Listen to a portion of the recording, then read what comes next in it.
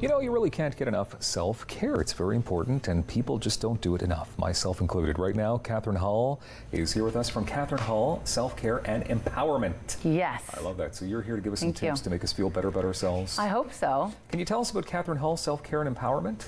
Yeah, so I help people to feel better in their bodies. Who doesn't want that? Yeah. To take better care of themselves and to bring in more ease and joy into their everyday life without necessarily having to take a vacation.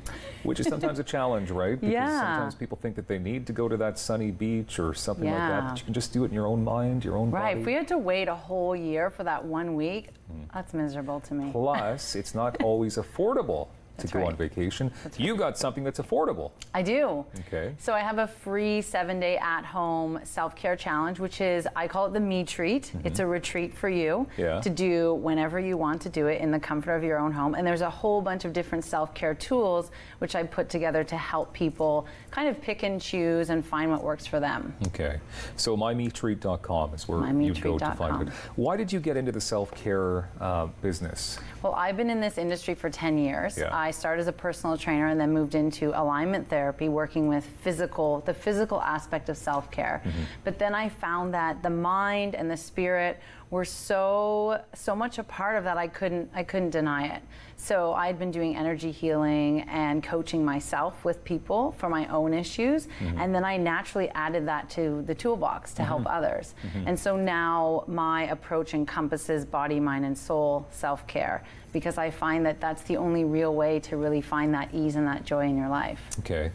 So self-care, I mean, what exactly is it? Like physical, mental, spiritual? Yeah, so it's a combination of many things, but it's really about finding those tools and learning to listen, ask the questions, and learning to listen to your body.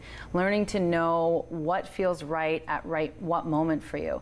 So I find we get so caught up in like having this schedule, but sometimes it doesn't work for us. It doesn't work for us to have like a long distance run on the day we've planned it. It doesn't work for us to go to that really like intense class. Some days our body is saying, give me a break. I wanna do something more gentle, more easy. So it's that process of trying different things and learning to listen to what you need. And also not just doing physical, but bringing in meditation, mindfulness, things that allow you to be a little bit more peaceful in your everyday chaotic life. Okay. So why, I mean, this is a pretty obvious question, but why is it so important? What will it do to benefit us? Right, so it allows you to get to know yourself better. So I find that nowadays we have so much stimulation going on in our world and so many things pulling us in every different direction that we don't always really know what our own energy feels like. And a lot of people have a difficult time sitting for 5 minutes without any stimulation. Very true. Right? It's like, we automatically want to go do this or go do that, and we're always go, go, go. Yeah. So self-care allows you to create that space for you to get to know yourself better, get to know your own energy. So when you go out into the world, I call it your energetic immune system. Okay. You're not as likely to take on what other people have going on in their life.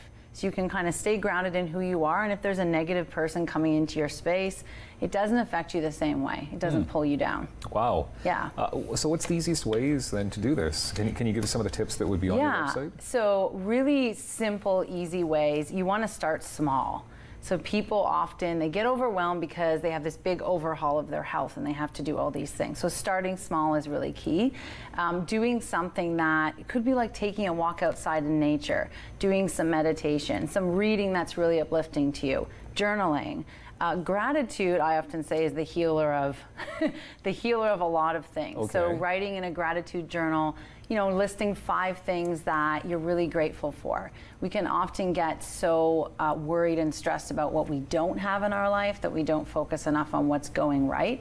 So I love journaling, and I write about that in my blog as well. So I have different tools on my website, my blog, that I offer to help people, whether it's just a mindset shift, like try looking at it this way versus this way, or an actual practice that can help you come out of that feeling and into something lighter. My big self-care is actually charity, helping others. I just feel it releases the endorphins in me that nothing else really does, aside from exercise. And so that's mine for sure.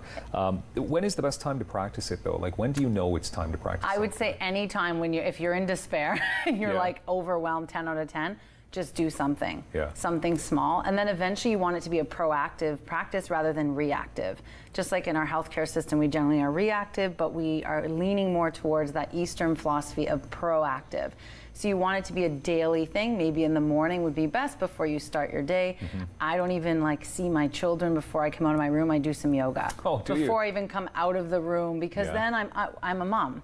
Yeah. Right, and a spouse and a business owner, and I'm going to get distracted by all those things. All right, the 7-day self-care challenge, which is absolutely free, and beautiful, and people can just go to the website and check it out right now. Absolutely. MyMeTreat.com. Catherine Hall, thank you very much. You're welcome. I feel better. I feel self-cared for by having you on the show today. Thank you. And thank you as always for tuning in. Have yourself a great day.